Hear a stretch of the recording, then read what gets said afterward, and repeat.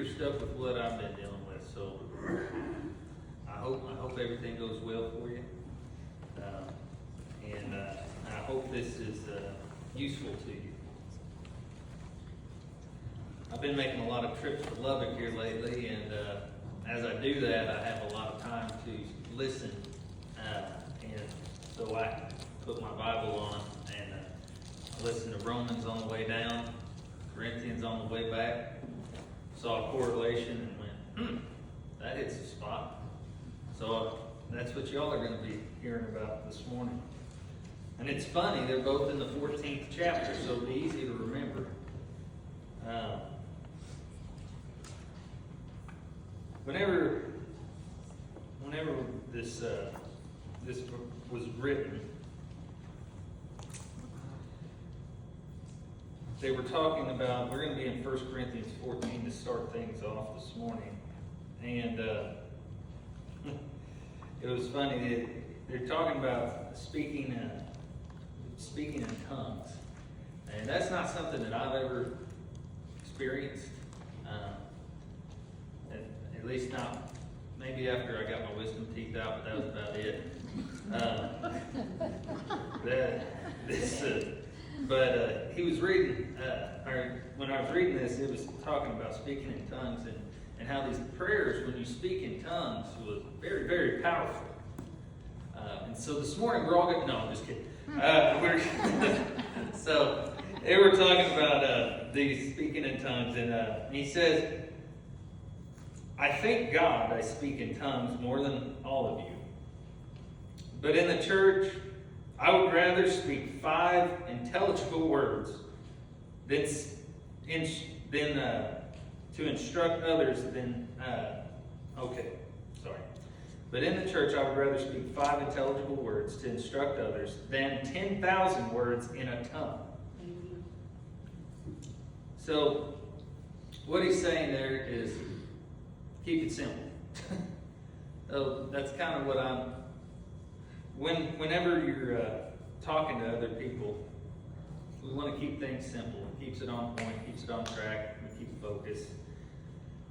The next verse is important. It says, brothers and sisters, stop thinking like children in regard to evil, be infants. But in your thinking, be adults. So obviously, there was headbutts and things that happened back then. There were evils that were coming in and bothering the church. There were things that were going on that people just couldn't quite get along, couldn't figure out. But it's okay. He's got in Romans 14, we have a way to deal with that. I'm just going to be reading out of this chapter today.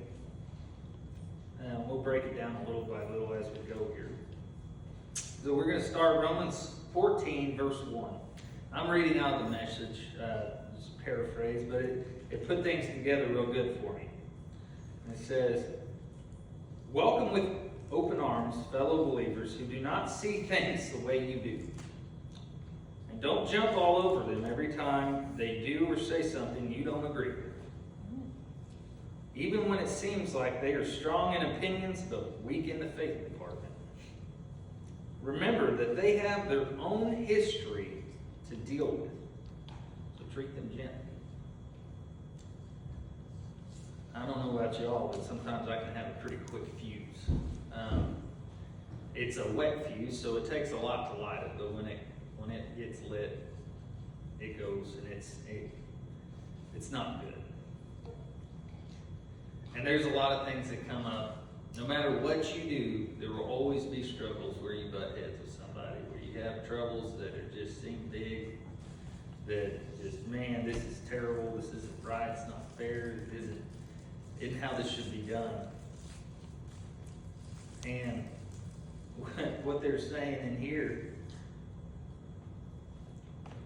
I don't know that we always do that. A lot of times we jump all over people and we say, you're wrong, that ain't right. we gotta get this right. And sometimes it don't work like that. Sometimes it takes patience. Love is patient. Love is kind. Remember those? And love is about the only thing that can fix anything. If you'll recall that what we were talking about during the communion, that was all done out of love. And as I always say, every sin in the world is tied back to one thing, and that's selfishness. And what Jesus did, he's completely opposite of sin. So that was selflessness.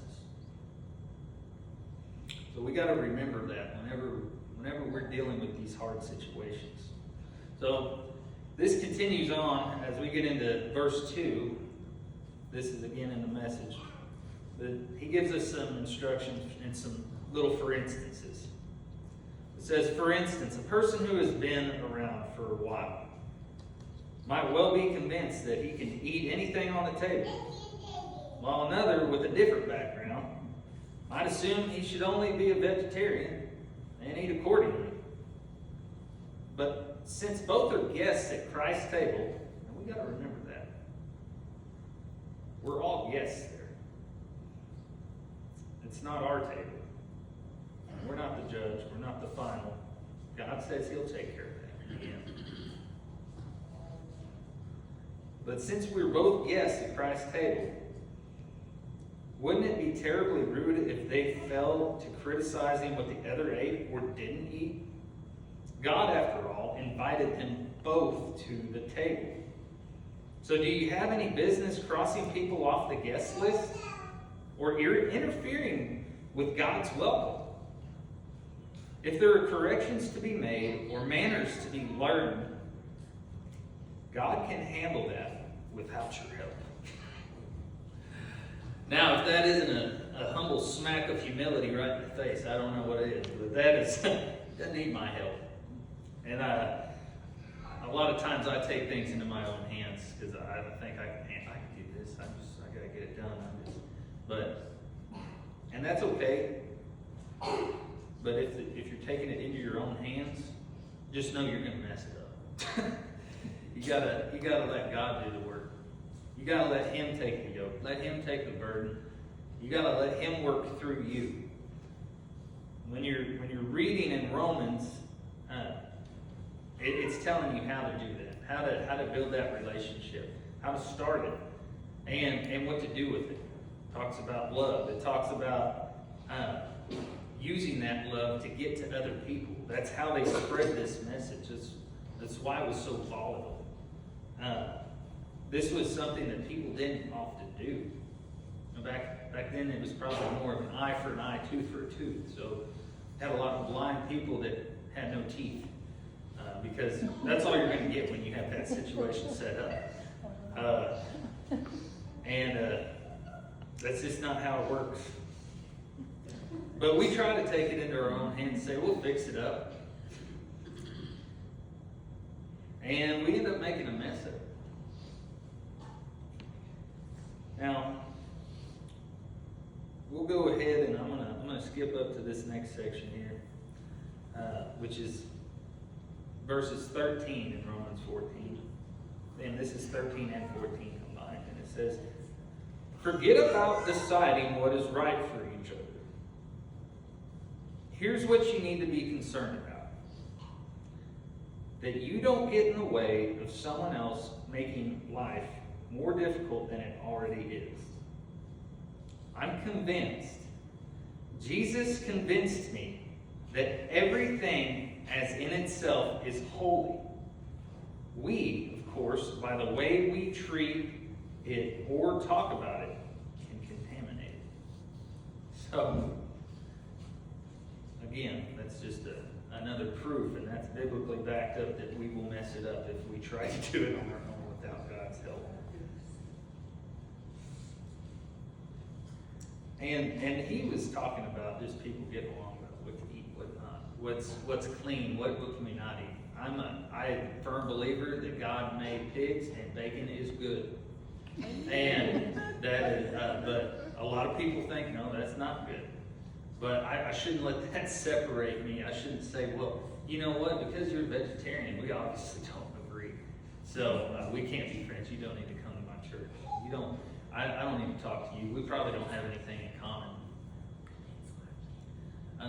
I'll tell you right now, God will put you in situations where you have nothing in common. I went to lineman school and I had 2 gay roommates, and I had nothing in common with them. And I'll tell you, it was an uncomfortable situation, but God put me there for a reason, to be an example, to stand behind my beliefs of Him. It's a different world out there today, and people have a lot of opinions on what's right and what's wrong, and we headbutt all the time. The media eats it up. We constantly pin one another against each other. Well, you think this, so you're wrong, and I'm right, and it doesn't matter. Did you know God made the whole universe, and there are more stars in the sky than there are grains of sand on earth? So when you think about that little headbutt, just remember you're not moving anything up there, and you're this big. And God has given you a simple instruction that's even smaller, and that's to get along and use love to get along with one another. And that's it. Case in point. Point blank. No ifs, ands, or buts. No one's exempt. It didn't say, except Jim, you can be a jerk. Or, hey, it didn't say any of that. It says, love one another. Because He loved you. Forgive one another. Because He forgave you. It's not because it's just or because it's right. It's because that's how He designed it. And you didn't have to be right or just in your mind, because you realize the man that made all of that, he's the one that's telling you what to do. So I think He's pretty smart. He clearly has a plan. He has it all designed out to where if I have a little cut on my hand, my own body can fix it.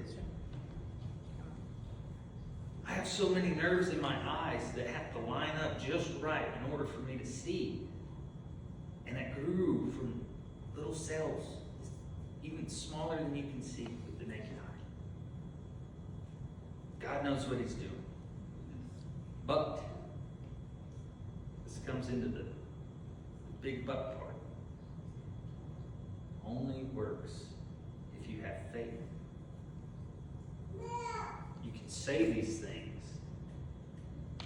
and if you don't have faith that it's going to work, it's not real. It's just an action. It's no different than me clapping my hands. If I'm not actually proud of my daughter, if I'm real proud of my daughter, woo, yeah, Charlie! She fixed my hair this morning. I was very proud of her. I was super excited about it. I've been bragging to people about it. She saw that. That makes her proud. It makes her happy. If it's genuine, you can tell. If somebody is not genuine to you, can you tell? I know I can. So when we do this, and we do the things that God instructs us to do, let's be genuine in it. Let's do it wholeheartedly. Do it as if your life depends on it, because guess what? It does. We have to have faith. And faith is what? Being sure of what we hope for and certain of what we can't see.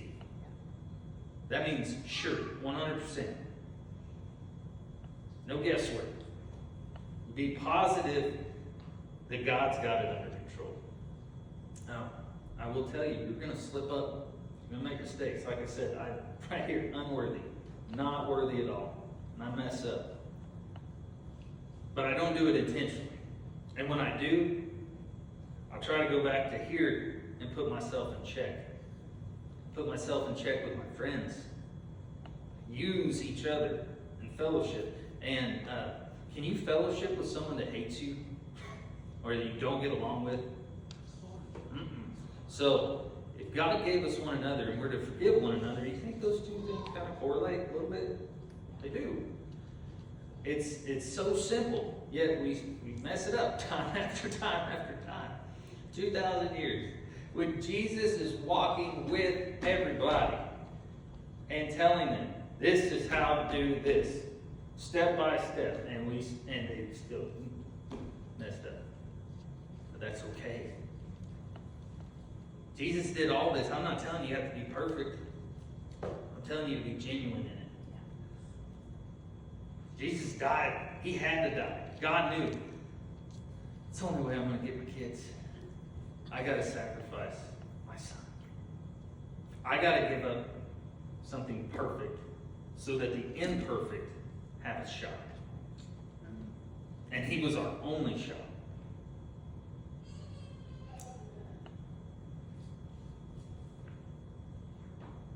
So, this week, I want you to make it a goal. We're going to do this together. It's not going to be easy. But if you have a hard relationship that you're dealing with, or you have an uncomfortable situation that you're in, use love, not anger, and heal. Forgive that person because he forgave you. Now, that doesn't mean you have to put yourself in a situation where you get taken advantage of, or where you get hurt or abused. But know this, that if you fall trying and you were genuine in it, guess who's there to catch you? The same one who made you. Amen. It's that easy. It's no different than when Naomi, she takes 4 steps. She does this. And it's hilarious to watch. She'll walk up here and oh yeah. And we get to 4 and then we go down. She could still walk if she wanted to. But she's not sure about it. But guess who's there to catch her if she falls? Daddy. I'm right there. It's going to be okay. Our daddy is up there, holding his arms out, protecting us, taking care of us. And he says, I got you. Trust him. He's got you. Like I say, this wasn't nothing souped up, nothing crazy. This was simple. And I'm going to end it with something simple. If you're struggling with that, I want you to know that whether privately or you want to come up and talk to somebody, find somebody, and I will be more than willing to talk to you. And know that I'm not going to hold judgment over you for something that you've done. Because good night. If I were to do that, I wouldn't have anybody to talk to. I'm so imperfect, but I'm glad to help you stay in check. But I'm going to count on you to keep me in check. It's one of my favorite things about me and Benny. We get to meet up, learn from him, learn from his experience. And if I'm looking at something wrong, he'd say, well, this is what I saw in it. And it'd be a whole new perspective that kept me in check. I'm blessed to have that. Me and Larry and Randy, we meet up here. We keep each other in check. We pray. We pray because we love. So this week, when you go out, you go with love and be genuine in it. And know that if you fall, God is there to catch you. And you're going to be okay. And this morning, if you haven't accepted that, if your faith hasn't led you to Jesus' arms yet, but you're feeling it this morning, I encourage you to come up to the altar as we play music. Cole will be up here. We'll pray with you, pray over you. If you say, there's a lot of people up here. I don't do people.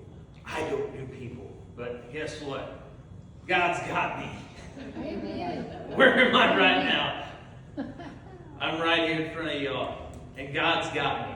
And it's going to be okay. Don't worry about it. We won't pass judgment on to one another. But if you need to speak with someone privately, I'll be here after service. I love each and every one of you, and I hope you know how much y'all mean to me. This is a special place, and it holds a special place in my heart. I was a lost sheep for a long time, and I struggled. Just like a shepherd, God said, hey, get over here. And here I am today. I'm here with these people that take care of me.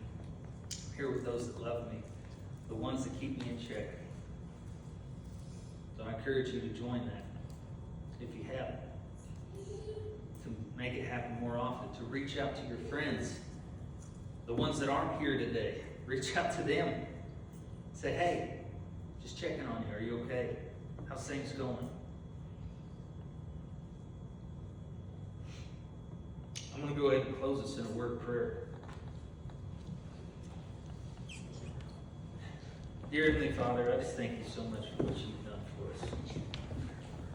Father, giving us the words to line us out in the most simple manner so that we can understand.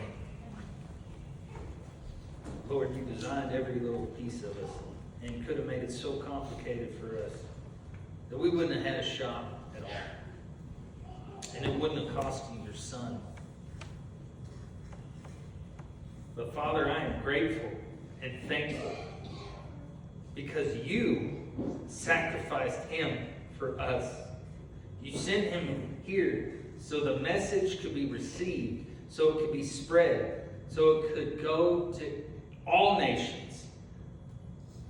Now that's not just get it there and leave it. God, Father, no, you wanted it to spread like a wildfire. Father, I just ask that you start it here. Father, that message just spreads from us, that love radiates from this room. Father, that it just spreads into this community, Father, and grows into a wildfire that is out of control until it takes over this whole nation and the entire world. Father, I know that you can move mountains because you made them, you molded them with your hands. And Father, I pray this morning, Father, that you just help us use that faith in you to move mountains for you, Father, so that others know about you. Lord, and I pray for everyone in here, Lord, that you just bless them. Father, that you keep them in check. Father, that you just help them grow close to you. Father, I just ask that if there's anybody in here with an inkling that says, I've never accepted Jesus, I don't know what to do. That seems like a lot. It's simple. In Bible camp, you gave us teachers that said, admit, believe, confess. A, B, C. Admit you're a sinner. Believe in you wholeheartedly that you died for us. And confess our sins. Father, it's that simple. Don't let somebody's eternity, Father, I just ask, don't let somebody in here that's eternity is questionable. Father, this needs to be a sure thing. So Father, I just ask that you get that person connected with the right person. Father, connected with you. Father, I thank you for all your blessings. I thank you for this church. I thank you for this group that I can call my family. Bless us as we go.